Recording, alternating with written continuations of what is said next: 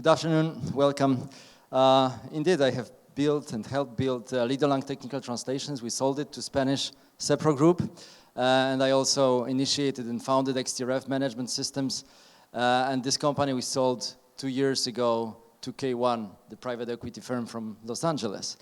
And soon after we sold XTRF, I was invited to a conference in Warsaw, and the title was Life After Exit. And I was quite surprised by the title. I was put on the panel to talk about life after exit. And I realized people really wanted to hear this story, what this dream life is about. And this is not really like this. All the people that I know that sold their companies, all of them work. They typically don't spend much more than they spent before. None of them bought a new car. I didn't either. And they are very active in helping other businesses or communities, or they are realizing their professional life still on a pretty high note. So what changed really is that we don't do things because we have to or we must, but we do things because we want to do it. So that's the biggest change. But in terms of, life on the beach with a drink, nobody does it, right? So that's not really the truth. So I was very surprised by the title of this presentation there, and the fact that they wanted to talk so much about this life as if it was a dream.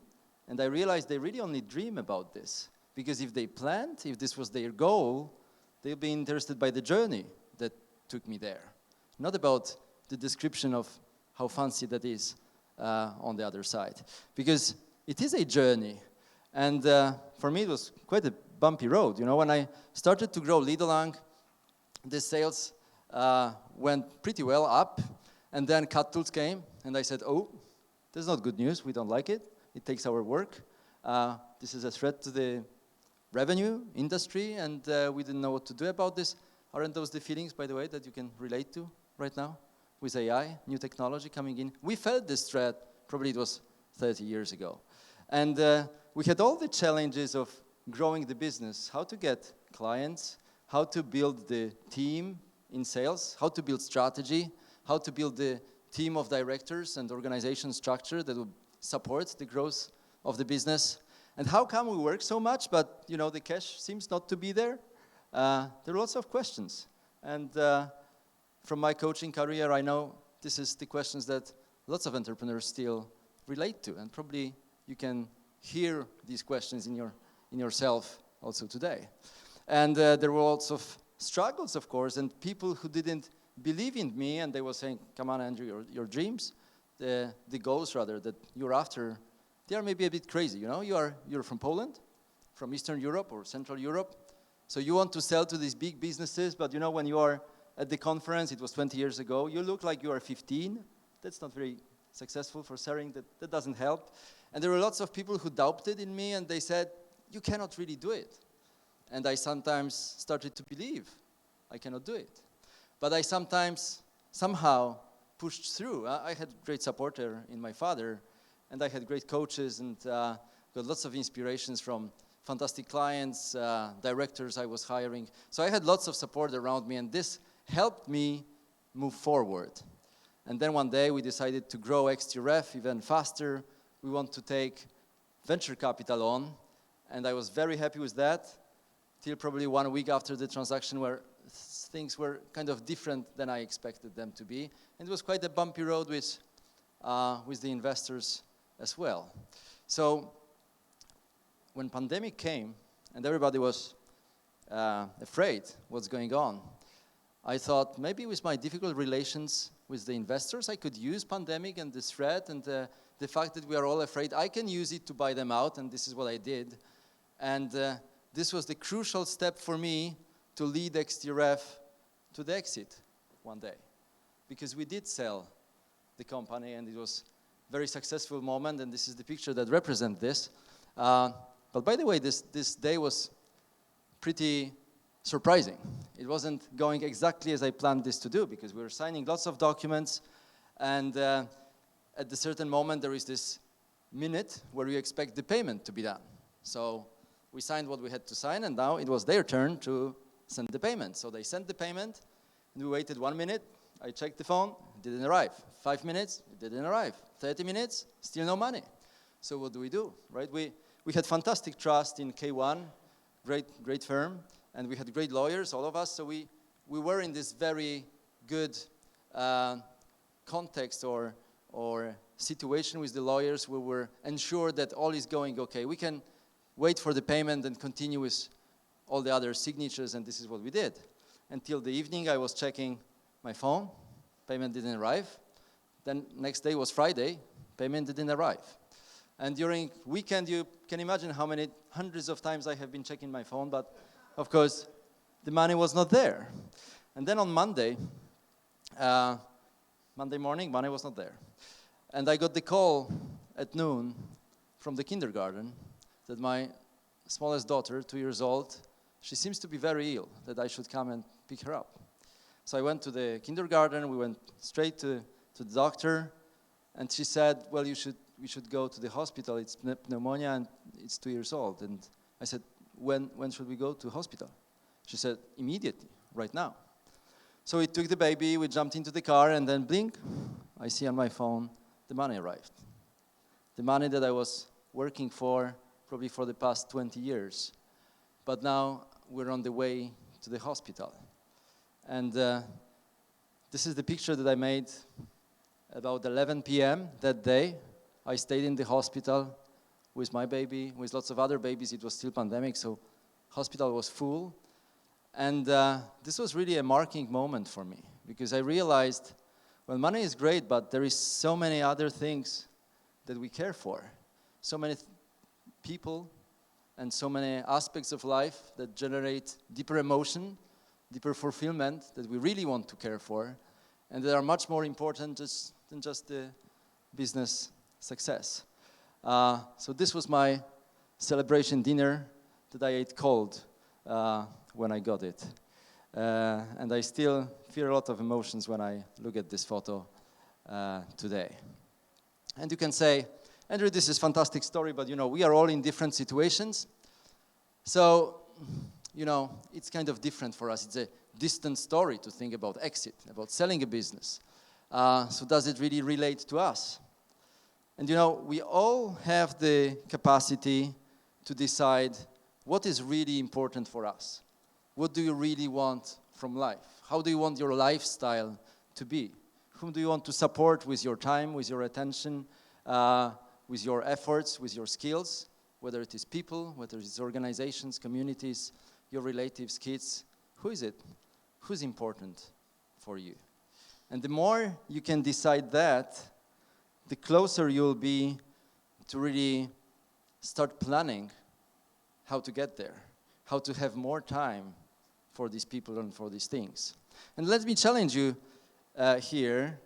When you think about exit, do you really, or exit strategy, do you really work on this on a daily basis, or is this something that we know we plan in a distance of more or less 5 to 10 years? How is it really? I hear it so many times. In 5 to 10 years, of course. Do you have an exit strategy? Yes, we do. In some 5 to 10 years.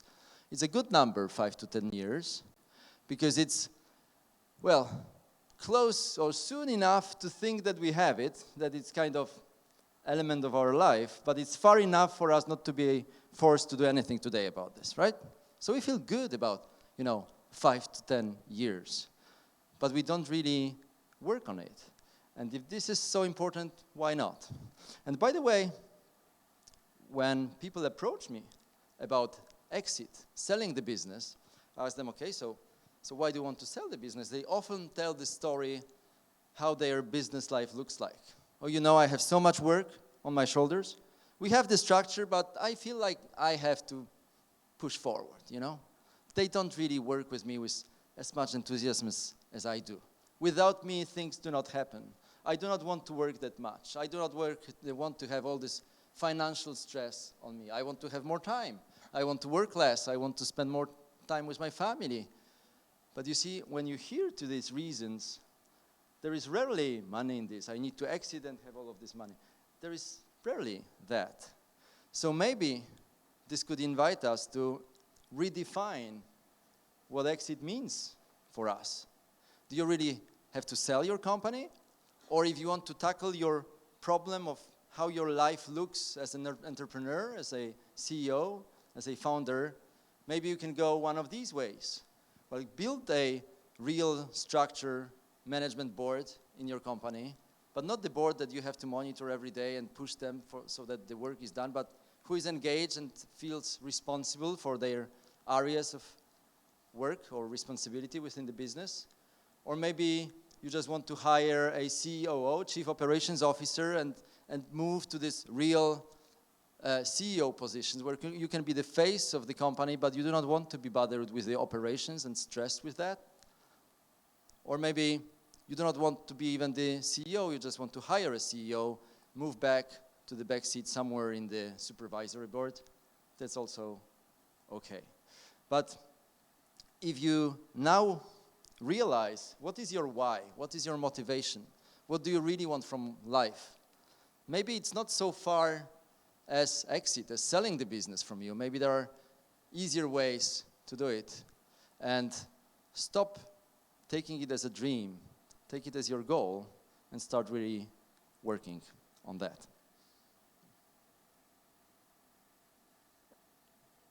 I can very much relate to the situation where we present a newly hired CEO, managing director, sales director, whoever, to the teams. So we have this all-hands meeting.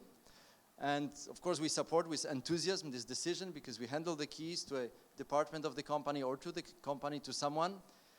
And then after some time, we realize it's not the good person. It will not work. But we are forced to support this person. And I was there probably 8 years ago in such a situation. We had a manager that was kind of imposed in one of my businesses. And I had to support this decision, but I saw it's not working. Like the skill set that we're looking for is not there. The style is not there. It will not work. How painful it was when we had to take the decision back. And basically what the people feel about this decision, it was a total mess, right? They thought there is a new managing director, now there isn't. I'm back. So we lost several months of time. It wasn't a good thing, neither for the company, for the people. It didn't really work. And sometimes it happens that we do not hire the right person. I can also imagine it was also in my experience. I hired a sales director, great experience, international sales, living in the United States for many years. I thought, this is a great shot, fantastic guy. And soon after I realized he was great in selling himself to me, but he's a bit worse in selling, right? And maybe his management style wasn't perfect, so people were not really comfortable being with him. And the numbers were not there. So when we squeezed him and we really sit together, show us the numbers, let's look at how it works. You know, after the meeting, he literally escaped from the office. He presented the medical, whatever, excuse for not being there anymore, and he never returned. Okay? I also see lots of cases of what I call unwanted promotion. So, and I see it in lots of companies, and this is also my experience, unfortunately. We want that person to accept this new role, to step up to the sales director, production director, operations director role, maybe managing director. This person says, I'm not sure, I'm not convinced. And we as the CEOs and founders, we feel like we should kind of convince them. So we say, don't worry, I will help you. Of course you can do it. You're the right person. If anything's go wrong, I will help you. And in that way, we kind of take responsibility of this success on our shoulders. So then who is really motivated for this success? This person or still you? So we don't want that. We don't want to nominate people who at the end will leave, or you will make them redundant or make them leave, and you will be back with few months lost, lots of energy, lots of money, and probably total confusion among your team. So what can we do? What works really well is when before announcing this nomination, you test this person. And I really like to build sort of consultancy projects. If you want to be operations director, and this is what we are discussing, why wouldn't you first do the audit for us of how the operation works? You can have this assignment 1 month, 2 months, however whatever time you need, and just show us what you have found out. How do you evaluate our operations today? What are your suggestions? What can we improve? And during that work of building report, this person will surely communicate with the team, will get to know your company better, but he will also work on the report, will present you the report. You'll really see his skills, communication skills, management skills, cooperation skills, the way they present data, the way they reason about data, they draw conclusions. If you like it, you can move to next stage. Why wouldn't you take another assignment? Let's pick few of these ideas and suggestions, implement them in the operation, still from the consultant title.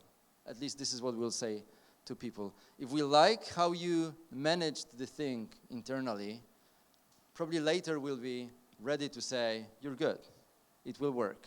Now you are ready to take on the responsibility. And of course, now we can present you to the team that you know already, because you've worked with them. And probably this will be a great success. Then something that I still want to avoid is the situation when after the hire, you're so happy that you have a director, you stop looking there. So you can say that this person separates you from what's happening in the company. I've seen it so many times as well. So it's good to have tools that allow you to monitor what's going on. And I really liked how our investors were doing this in our business. And you can be the investor in your business as well, moving to the CEO or supervisory position within your own business. We build the plan, which we call budget.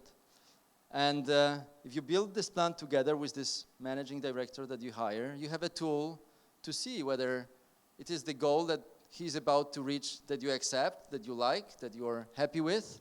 Then you can align his motivation, his compensation with realizing these goals and results. And you also have the basis for constant evaluation, like monthly, bi-weekly evaluation of how are we doing. Are we on plan? Are we behind the target, ahead of the target? And you can see again how this person is reacting to what they present, to what they deliver.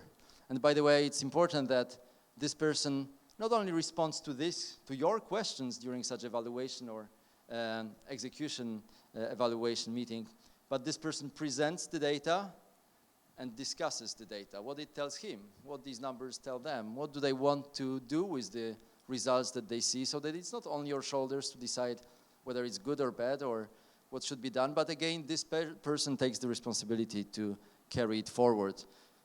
Course correct, change the plan, keep the plan, but make up with some new actions, define some improvement projects internally, what is it? And then, of course, when it's delivered, you can deliver some reward from your side. Succession to family member, it's even more tricky. The bad news is, even though this seems to be a very natural way, the succession to your kids, most of these transitions do not work. Most of them fail. And there are several key reasons for that. First is lack of plan.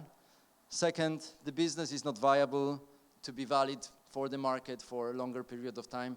Third, very important, the seniors do not want to cede the power. They do not want to leave space to the younger generation. The fourth is the younger generation is not really motivated and interested to take over, right?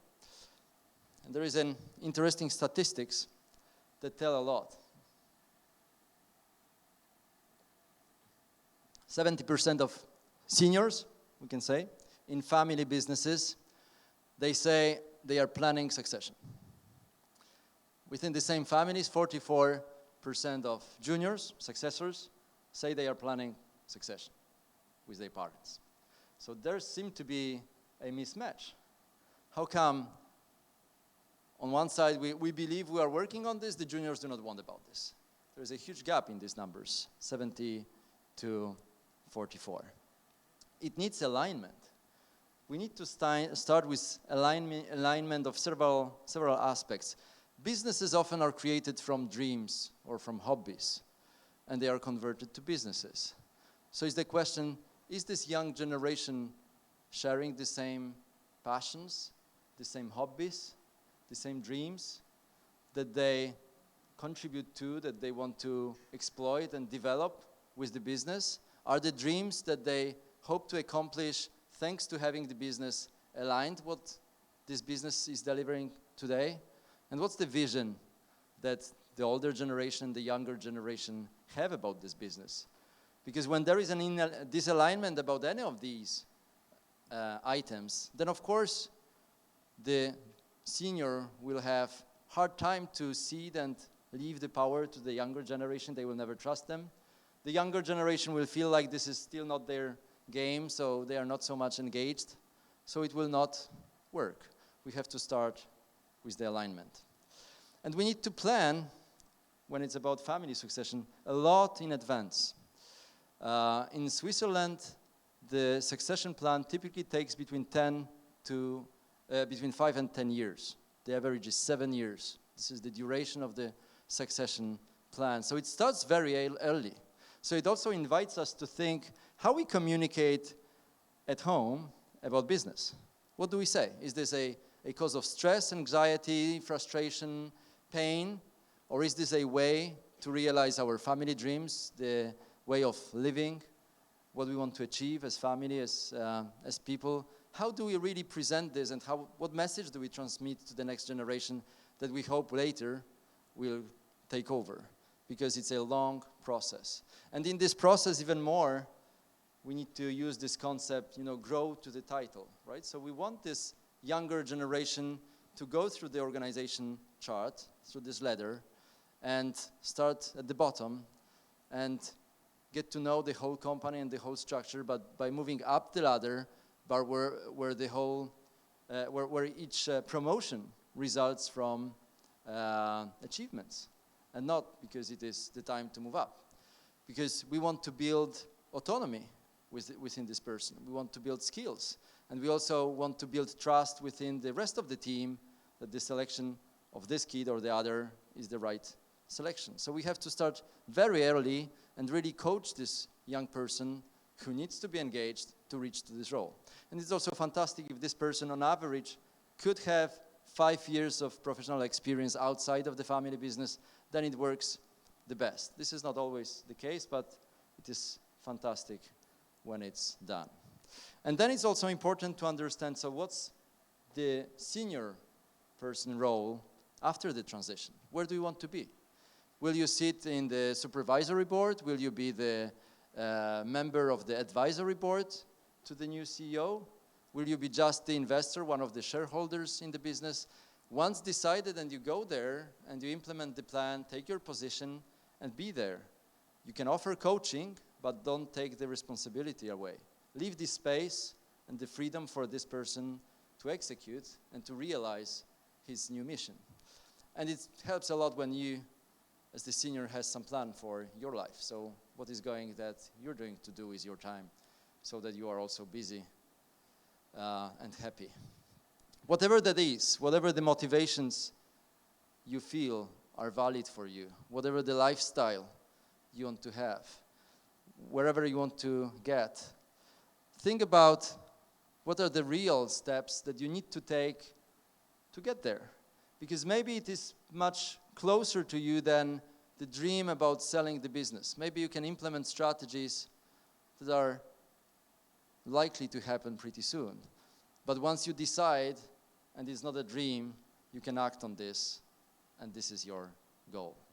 Wherever you need help, whether a mentor, advisor, coach, you can have me. Thank you very much.